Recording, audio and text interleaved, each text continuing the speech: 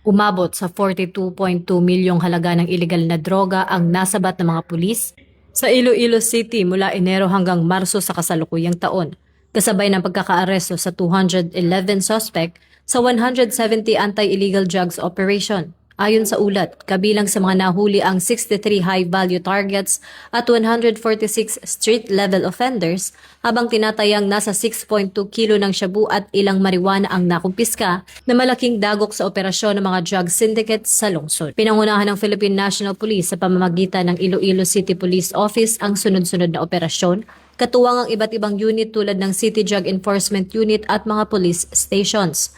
Bukod sa kampanya kontra droga, nakapagtala rin ang pulisya ng 97 na aresto laban sa mga wanted persons, kabilang ang most wanted. Ipinakita ng operasyon na ito ang pinaigting na aksyon ng PNP at ang mahalagang papel ng pakikipagtulungan ng komunidad sa pagpapanatili ng kaayusan at seguridad. Ako po si Patrol Woman Sari Bernales, nagbabalita para sa Police News Network. At ito ang bagong PNP para sa bagong Pilipinas, serbisyong mabilis, tapat at nararamdaman.